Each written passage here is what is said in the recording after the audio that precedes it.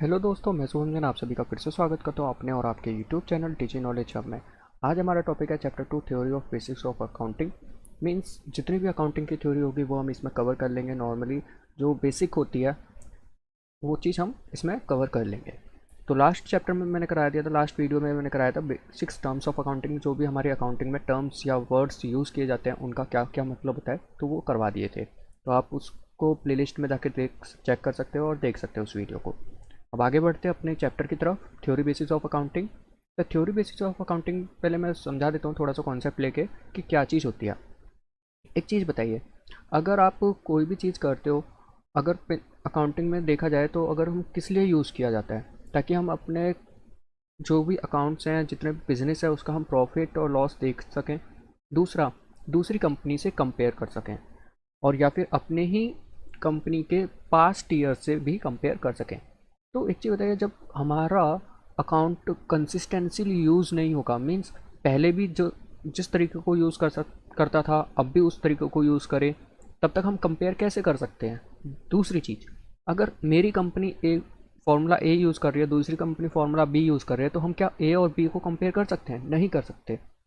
हम तभी कंपेयर कर सकते हैं जब मेरी कंपनी भी सेम चीज़ यूज़ कर सकती हो और सामने वाली भी सेम चीज़ यूज़ कर रही हो। ठीक है।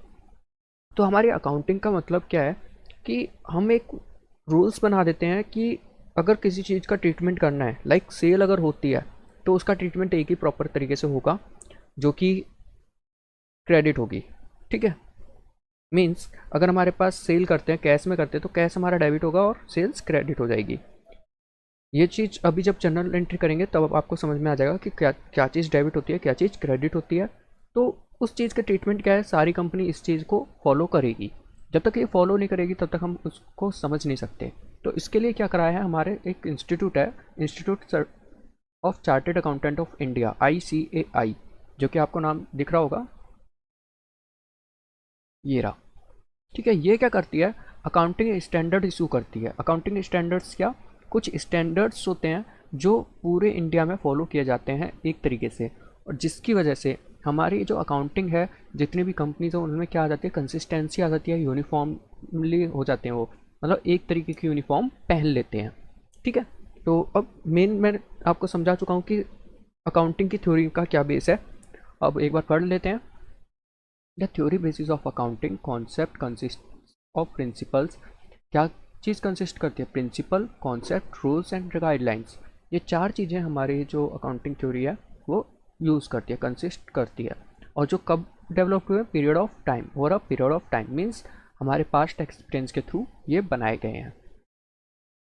To bring uniformity and consistency, किस चीज़ के लिए बनाई गई है, यूनिफॉर्म और कंसिस्टेंसी लाने के लिए। To the process of accounting and enhance its utility to different users of accounting information, हमारी अकाउंटिंग इन्फॉर्मेशन सही से पहुंच सके इस चीज़ के लिए।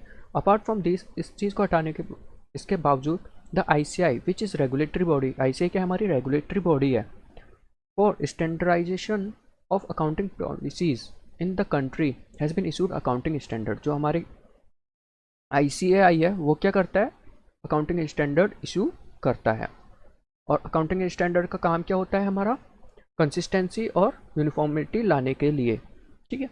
विच are expected to be uniformly adhere to in order to bring consistency in accounting practice. ठीक है।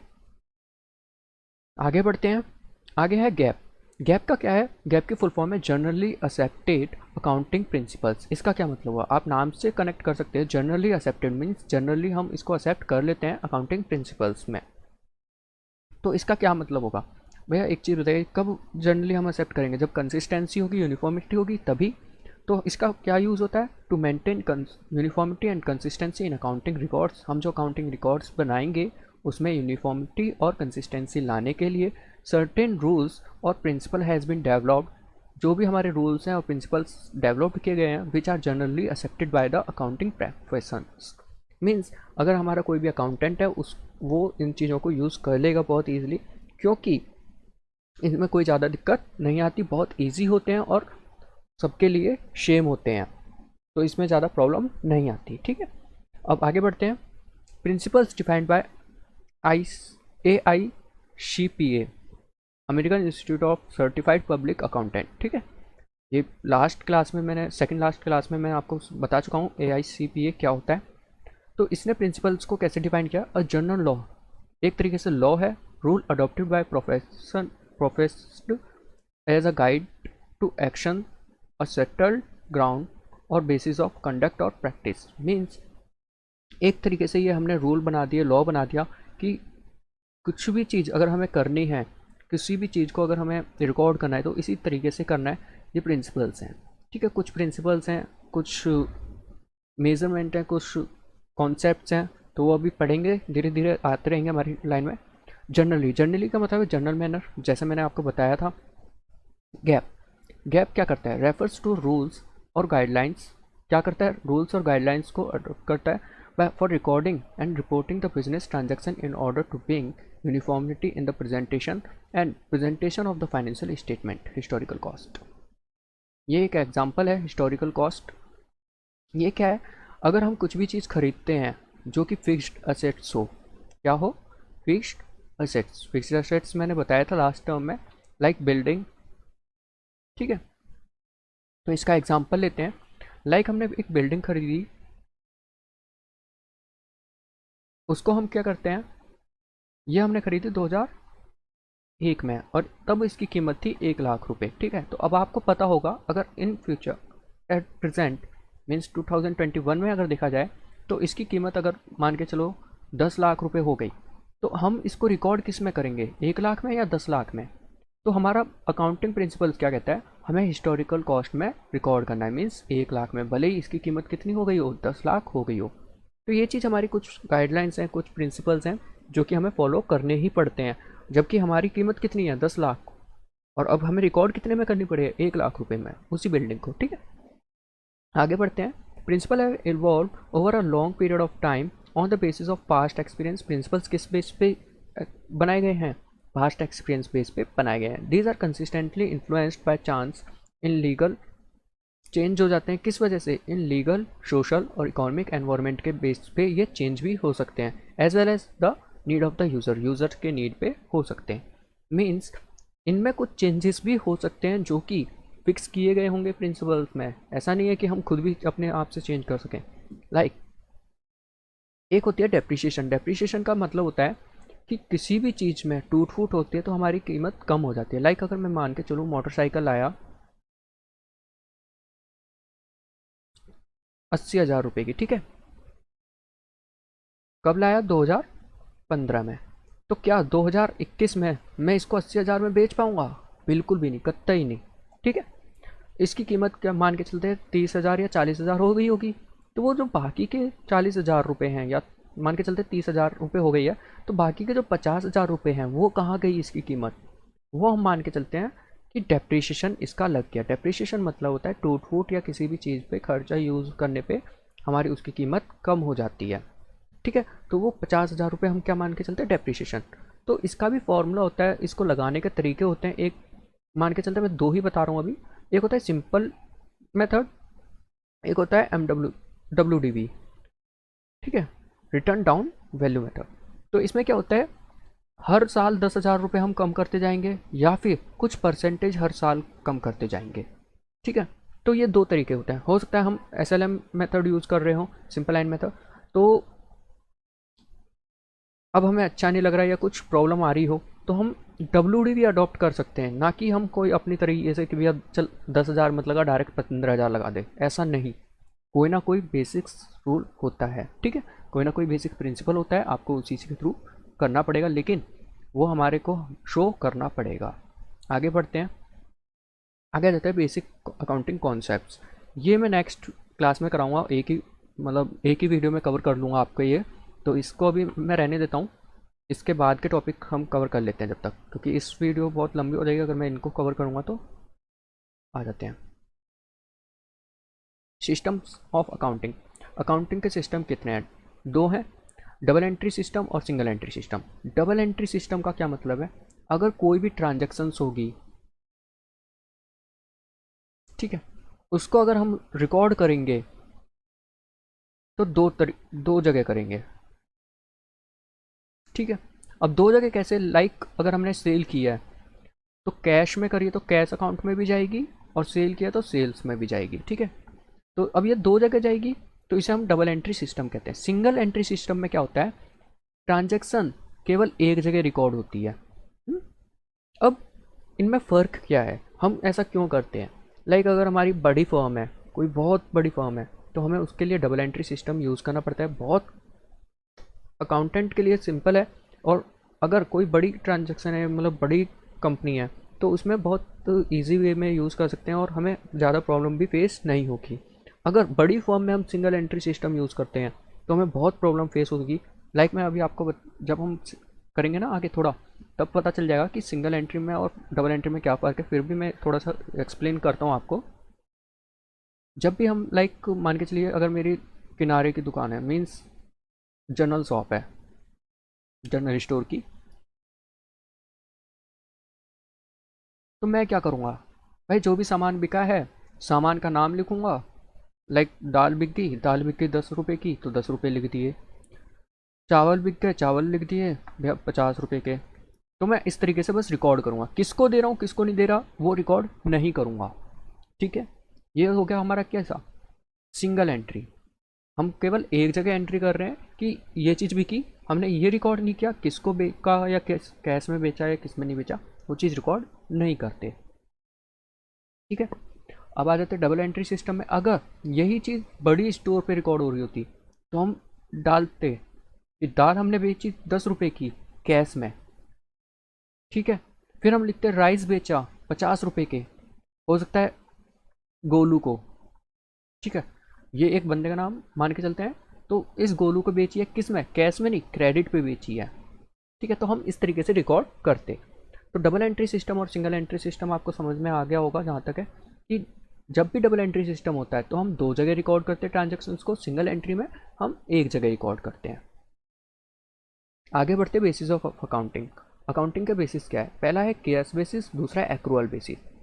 कैश बेसिस का मतलब है जितनी भी ट्रांजेक्शन्स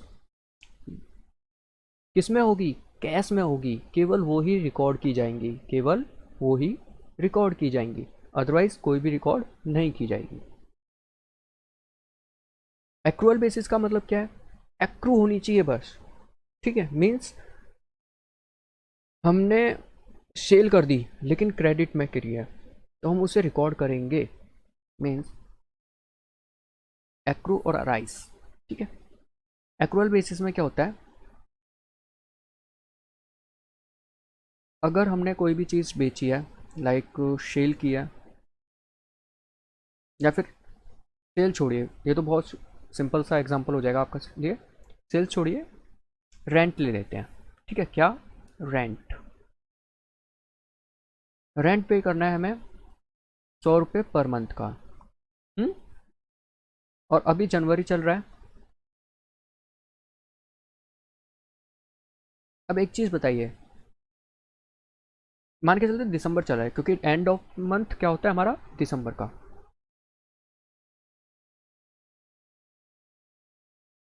दिसंबर हम उस जगह पे रहे थे, तो हमारे पास 100 रुपये हमें पे करने हैं, जो कि हम पे कब करेंगे, पे करेंगे नेक्स्ट मंथ जनवरी में, पे कब करेंगे, नेक्स्ट मंथ जनवरी में। तो अब एक चीज़ बताइए, हम रिकॉर्ड कब करें, जनवरी में रिकॉर्ड करें या दिसंबर में, क्योंकि ये तो 2019 है या 2020 है, और ये कब हो जाएगा हमारा 2021। अब भैया अगर हम इसमें रिकॉर्ड करेंगे तो हमारा इसमें प्रॉफिट कम हो जाएगा, अगर इसमें रिकॉर्ड करते तो इसका प्रॉफिट कम हो जाएगा। तो हमें डिपेंड करना है कि किस वाले में रिकॉर्ड करना है। अगर हम कैश बेसिस पे देखें तो हमें कैश बेसिस क्या कहता है, जिस टाइम हमने कैश की ट्रांजैक्शन की है, मीन्स कैश में पे किया है या कैश में ख़रीदा है या कैश लिया है या दिया है, उसी टाइम पे हमें रिकॉर्ड करना है। इसका मतलब जब हम अगर कैश बेसिस पे देखा जाए तो हमें रिकॉर्ड कब करना पड़ेगा, कैश बेसिस पे,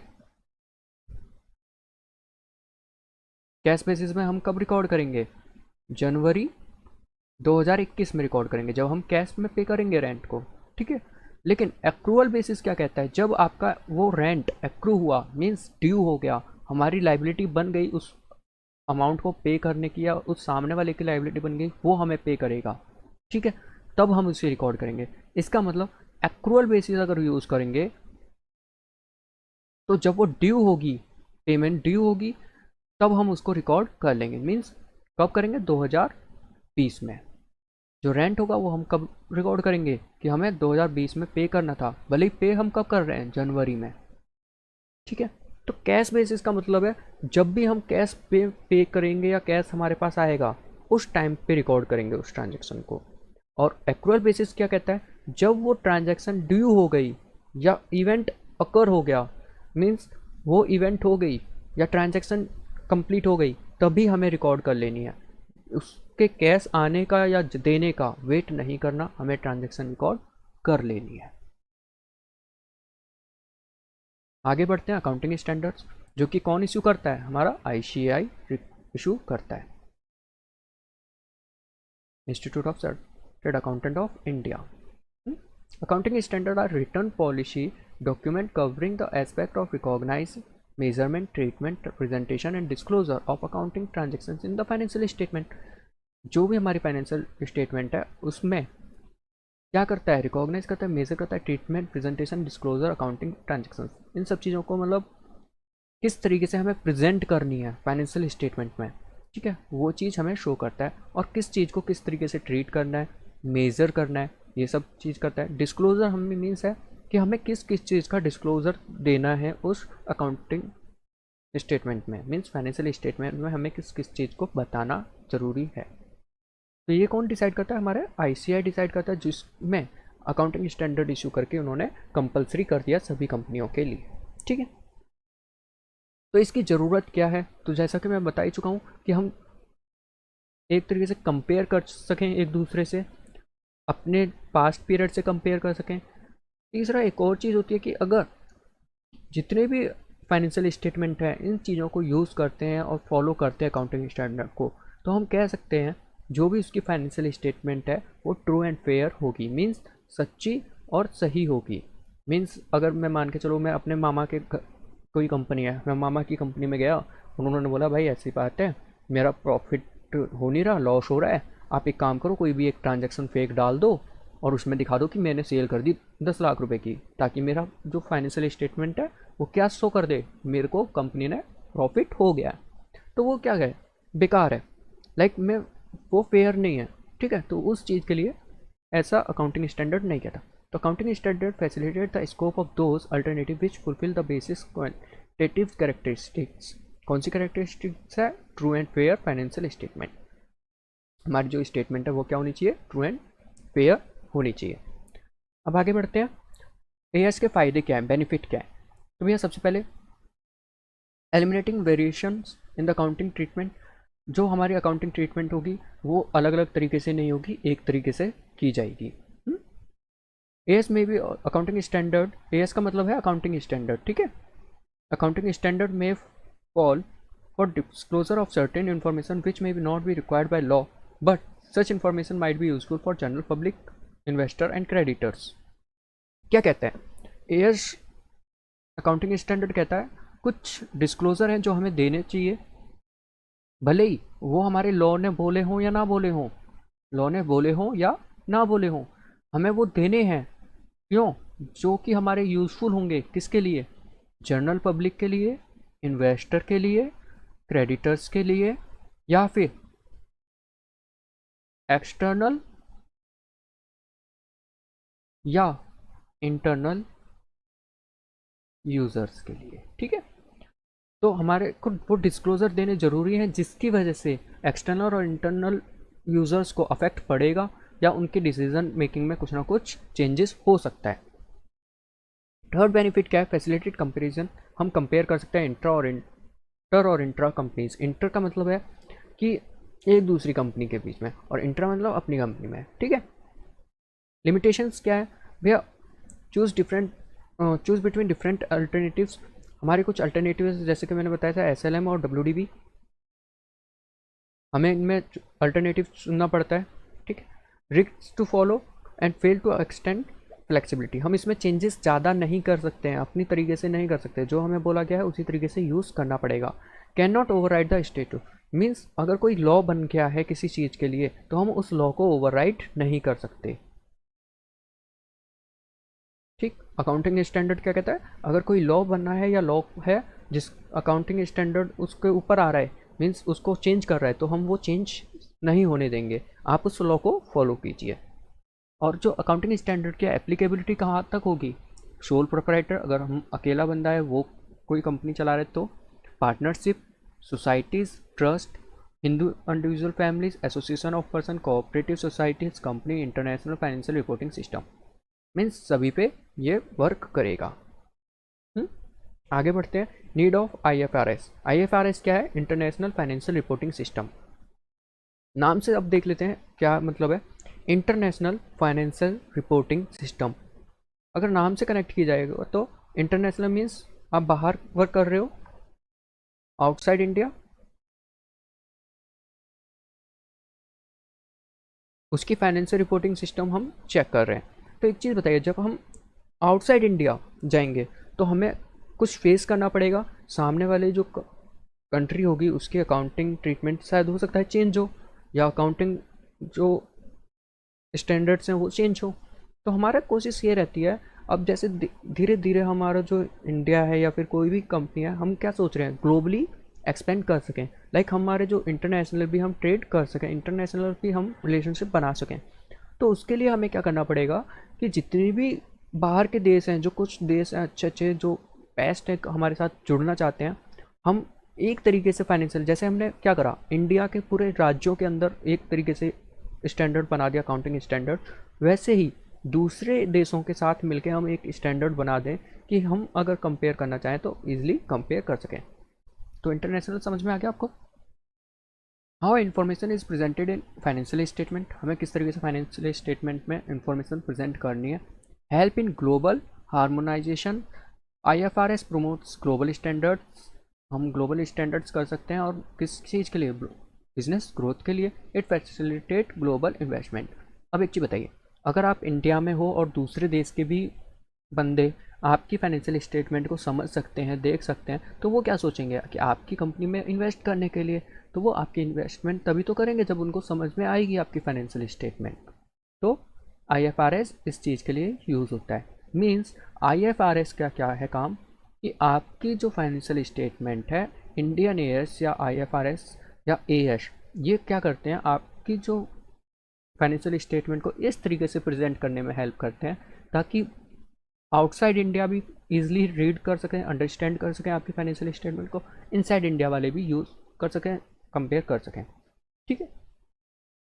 to uniform accounting principle procedure almost all country और agreed to apply IFRS. IFRS हमारे एग्रीड कर चुके हैं, all countries agreed to apply, ठीक है, ऑलमोस्ट कर चुके हैं। But the name of this IFRS has been covered as Indian AS, IND-AS। हम किस नाम से जानते हैं इंडिया में, IND-AS के नाम से। IND-AS is accounting standard notified by ministry of corporate affairs, MCA। ठीक है, आगे बढ़ते हैं।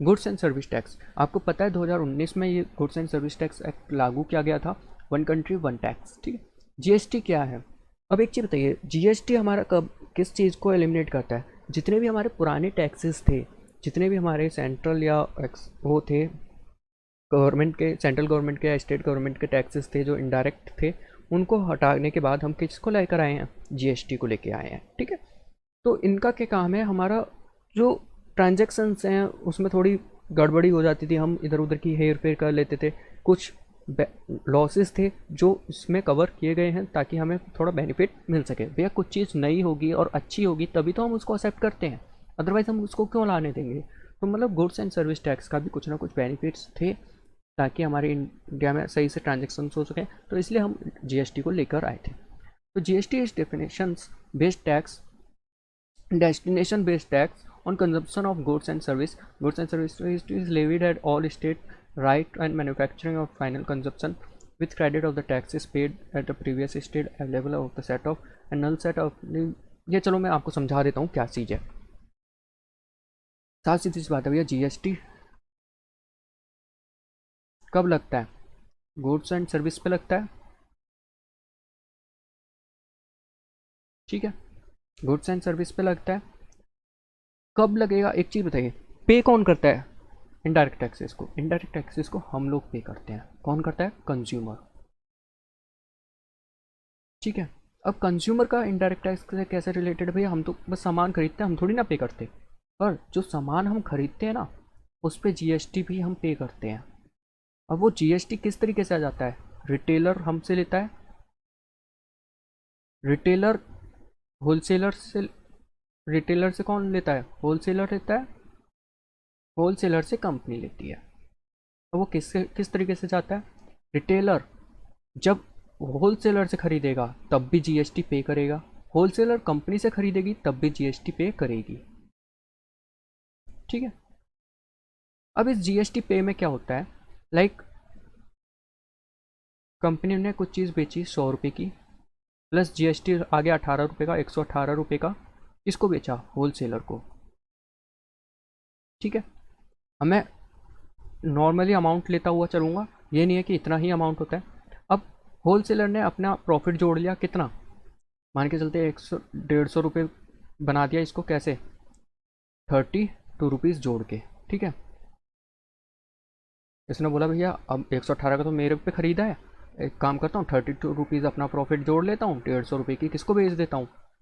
रिटेलर को। लेकिन रिटेलर को कितने की मिलेगी? रिटेलर को मिलेगी इससे ज़्यादा की। क्यों? जीएसटी जुड़ जाएगा, और जीएसटी कितना जुड़ेगा? मान के चलते इस पर हमारा 25 रुपये जीएसटी लग गया, मीन्स रिटेलर को कितने की मिलेगी? 175 की। अब रिटेलर बोलेगा भैया 25 रुपये में अपना प्रॉफिट लगा देता हूँ, 200 रुपये, अब ये मैं कितने का बेचूंगा? 200 रुपये की मैं सेल करूँगा। ठीक है, अब जब 200 रुपये की सेल करेगा तो उसमें हमारा क्या होगा? जीएसटी जाएगा। जीएसटी कितना हो जाएगा? लगभग मान के चलते 30 रुपये का हम जीएसटी पे करेंगे, मीन्स हमें फाइनल कंज्यूमर को कितने का मिला? कंज्यूमर को मिलेगा 230 रुपये का। अब देखते हुए चलना कि किसने कितना जीएसटी पे किया। हमने कितना जीएसटी पे किया? 30 रुपीज़ कंज्यूमर ने पे किया, 25 रुपये रिटेलर ने पे किया, फिर होलसेलर ने कितना करा था? 18 रुपये होलसेलर ने किया था। तो ये अमाउंट हो जाता है जो हमें पे करना पड़ता है, जो कि ये पे तो कर चुके हैं। होलसेलर 18 रुपये पे कर चुका, रिटेलर कितना कर चुका? 25 रुपये पे कर चुका, लेकिन हमसे कितने रुपए ले रखे हैं इसने? 30 रुपये ले रखे हैं। हमने जो 30 रुपये पे करे हैं वो किसको करे हैं? रिटेलर को करे हैं। अब रिटेलर क्या करेगा? इन 25 रुपये उसने पहले पे कर रखे हैं और उसको 30 रुपये और मिल गए, मीन्स अगर मैं मान के चलूँ, मैं बोलूँ एक मिस्टर एक्स है, या फिर नाम ले देते हैं, एक्स वैक्स छोड़ो ही, गोलू है और राम है। ठीक है, एक गोलू है और राम है। गोलू बोलता है भाई 30 रुपये मेरे पास तेरे हैं, 25 रुपये भाई मेरे पास तेरे हैं। तो ये क्या करेगा? 25 रुपये इसको देगा और ये 30 रुपये इसको देगा? नहीं, ये बोलेगा भाई 25 रुपये तेरे पहले के थे तो 25 रुपये काट ले रहा हूँ मैं, और 5 रुपये तेरे को क्या कर रहा हूँ? पे कर देता हूँ। ठीक है, उसी तरीके से हमारा यहाँ पे होता है कि भाई इस एग्जाम्पल में देखा जाए तो 25 रुपये ये पहले से पे कर चुका है, 30 रुपये इसके पास आ गए, तो ये क्या करेगा? केवल 5 रुपये गवर्नमेंट को पे कर देगा। समझ में आया तो ठीक, नहीं समझ में आया तो आपकी कोई दिक्कत नहीं है, आगे बढ़ते हैं, बस समझ लीजिए। वो बस इस चीज़ को बता रहा है कि हमारा जो अकाउंट जीएसटी है वो हमें पे करना पड़ता है, इनडायरेक्टली हमें ही पे करना पड़ता है, और इससे हमारा जो टैक्स के ऊपर टैक्स है वो वाली चीज़ें हट चुकी हैं। ठीक है, तो लास्ट में देख लीजिए, burden of tax is to be borne by the final consumer. जो हमारा कंज्यूमर है उसको बॉर्न करना पड़ता है। क्यों? क्योंकि अगर नॉर्मली देखी जाए तो अगर हम कंपनी से ख़रीदते 100 रुपये की चीज़ और वो हम खरीद रहे हैं 230 रुपये की, तो हमारे ऊपर भी बटन आ रहे हैं ज़्यादातर मोस्टली। और जो जीएसटी है वो 3 तरीके का होता है: central government, central goods and service tax, state goods and service tax, integrated goods and service tax. ठीक है, सीजीएसटी, एसजीएसटी तो आपको समझ में आ गया होगा, ये सेंट्रल को रिलेट करता है, ये स्टेट को रिलेट करता है। आईजीएसटी क्या है? आईजीएसटी का मतलब है ऐसी ट्रांजैक्शन जो सेंट्रल और गवर्नमेंट दोनों को, सेंट्रल और स्टेट दोनों को ही कवर करती है। ठीक है, तो हमें ये कौन से एक्ट हटाने के बाद जीएसटी लाया गया? तो service tax, excise duty, CST, central sales tax act, value added tax, tree tax, luxury tax, इन सबको हटाने के बाद हम क्या लेकर आए हैं? जीएसटी लेकर आए हैं। जीएसटी की कैरेक्टरिस्टिक्स क्या है? सिंगल है, एडमिनिस्ट्रेशन है, मीन्स हमें पहले भैया एक्साइज ड्यूटी पे करनी पड़ती थी, सीएसटी भी पे करना था, वैट भी पे करना पड़ता था, और तीनों के लिए अलग अलग जगह जाना पड़ता था। और अब क्या है? जीएसटी पे करना है भैया, एक जगह जाओ और एक जगह जाके पे कर दो। डेस्टिनेशन बेस्ड टैक्स है, मीन्स जहाँ जिस स्टेट से स्टार्ट होगी उस स्टेट पे टैक्स लगेगा और आपको वही स्टेट कलेक्ट करेगी और देन वो गवर्नमेंट को पे कर देगी। कॉम्प्रिहेंसिव लेवी है, गुड्स एंड सर्विस टैक्स पे दोनों पे लगता है। मिनिमम नंबर ऑफ रेट्स है, ज़्यादा रेट्स नहीं है, मीन्स पहले तो ये था भैया एक्साइज ड्यूटी के कुछ अलग अलग रेट थे, लाइक 0% भी था, 5% भी था, 10% भी था, 20% भी था, सीएसटी के अलग थे, 4% था, 20% था, वैट के अलग थे, तो वो चीज़ नहीं है। अब जब एक टैक्स हो गया तो ज़्यादा नहीं है, कुछ ही नंबर ऑफ टैक्सेस हैं, लाइक 0.25 है, 0 है, 0.5 है, 9 है, इस तरीके से 14 है। तो वो टैक्सेस रेट हैं जो हमारे लगते हैं। No scope for levy, cess, resale taxes, additional taxes, turnover taxes, ये हमारे स्कोप नहीं रहे। अब हमें बस सिंगल सा जीएसटी पे करना पड़ेगा। No multiple levy of taxes, जैसा कि मैंने कहा था कि पहले टैक्स के ऊपर टैक्स लग जाता था, टैक्स के ऊपर टैक्स, मीन्स अगर हमने 100 रुपये पे किए, अगर उस पर 18 रुपये पे जीएसटी लग गया तो हमारा फिर नेक्स्ट जो हमारा टैक्स लगेगा वो 118 पे लगेगा, मीन्स 18 रुपये जो जीएसटी हम मतलब जो टैक्स पे कर चुके थे उस टैक्स के ऊपर टैक्स लग गया, तो वो चीज़ हट गई है। अब क्या है, अगर हम टैक्स भी लेते हैं तो हमारा जो नेक्स्ट टैक्स लगेगा केवल उस पे लगेगा जो अमाउंट हमने उसमें ऐड किया है, मीन्स जितना हमने प्रॉफिट कमाया उस पर जीएसटी हमें पे करना पड़ेगा। इसके एडवांटेजेस क्या हैं? जीएसटी के एडवांटेजेस क्या है? मल्टीपल टैक्स को हटा दिया इसने, रिवेन्यू बढ़ा दिया, एडमिनिस्ट्रेशन कॉस्ट कम कर दिया, कंप्लायंस कॉस्ट कम कर दिया, वॉलेंट्री कंप्लायंस बढ़ गए हैं, मीन्स पहले तो रेवेन्यू इंक्रीज होगी भैया, ज़्यादा से ज़्यादा हमारे पास रेवेन्यू आएगी क्योंकि एक ही तरीके का जीएसटी है और सभी को पे करना है। एडमिनिस्ट्रेशन कॉस्ट कम होगी, क्यों? पहले भैया जीएसटी ओ सीएसटी भी, फिर एक्साइज ड्यूटी भी, वैट की भी, हर चीज़ के अलग अलग ऑफिस थे, अलग जगह अलग अलग सैलरी पे करना पड़ता है। अब एक ही ऑफिस है और एक ही जगह पे करना पड़ता है, ठीक है। Affected rate of taxes to be minimum of 2 floor rates, 2 ही फ्लोर के रेट्स होंगे, मीन्स अगर कोई भी टैक्स लगेगा तो वो 2 फ्लोर के होंगे, मीन्स सीजीएसटी होगा या एसजीएसटी होगा, मैक्सिमम याद रखिएगा मैक्सिमम है, या तो सीजीएसटी होगा या एसजीएसटी होगा या फिर दोनों होंगे, और दोनों का मतलब आईजीएसटी होगा, तो ये ज़्यादा से ज़्यादा 2 फ्लोर तक जाएगा। कास्केडिंग इफेक्ट का मतलब है जो हमारे लास्ट में जो बताया था टैक्स के ऊपर टैक्स वाला, तो उसे हम कास्केडिंग इफेक्ट कहते हैं, तो हट चुका है। Enhancing manufacturing and distribution system, distribution system और मैन्युफैक्चरिंग को अच्छी तरीके से कवर करता है। लाइक पहले क्या होता था, एक्साइज ड्यूटी पे करनी पड़ती थी मैन्युफैक्चरिंग पे, एंड देन फिर सीएसटी पे करना पड़ता था, सेंट्रल सेल्स टैक्स पे करना पड़ता था, देन उसके बाद वैट भी पे करना पड़ जाता था, ठीक है। लेकिन अब क्या करना है, केवल जीएसटी पे करना है, जिसकी वजह से इनको बहुत ईजिली हो गई है। Extend competitive edge in international market, अब एक चीज़ बताइए, जब हम अच्छे से वर्क कर पाएंगे, अच्छे से टैक्स भी की ज़्यादा दिक्कत नहीं होगी, बहुत क्लियर वे में हम चीज़ें देख पाएंगे कि भैया हाँ ट्रांजेक्शन जो हो रही है वो सारी सही हैं, प्लस सारे लॉ को फॉलो किया जा रहा है, तो हमारा जो मार्केट है वो बहुत अच्छे से वर्क करेगा और हम इंटरनेशनल मार्केट को भी कवर कर पाएंगे। तो जहाँ तक ये चैप्टर ख़त्म हो चुका, बस इसका टॉपिक बचा है एक, जो कि हमारे हैं ये कॉन्सेप्ट, 13 कॉन्सेप्ट ही है। बेसिक अकाउंटिंग कॉन्सेप्ट कितने हैं? 13, जो कि मैं नेक्स्ट क्लास में आपको करा दूंगा, नेक्स्ट वीडियो में आपको मिल जाएगी। तो thank you for watching my video, have a nice day. और जाते जाते एक चीज़ सुन लीजिए, अगर आपको ये वीडियो पसंद आई है तो प्लीज़ प्लीज़ प्लीज़ सब्सक्राइब कर दीजिए, चैनल लाइक कर दीजिए एंड शेयर कर दीजिए अपने सभी दोस्तों के साथ, और बेल आइकन पर प्रेस करके ऑल सेलेक्ट कर लीजिए, ताकि हमारे वीडियोज़ की नोटिफिकेशन आपको मिलती जाए। और अगर आपको ये PDF चाहिए, मीन्स जो मेरे हैंड नोट्स हैं वो आपको चाहिए, तो आपको डिस्क्रिप्शन में लिंक मिल जाएगा, टेलीग्राम पे जाके आप ले सकते हैं। और अगर आपको कोई भी डाउट हो तो वो आप मेरे से टेलीग्राम या इंस्टाग्राम पे पूछ सकते हैं। Thank you for watching my video. Have a nice day, goodbye and take care.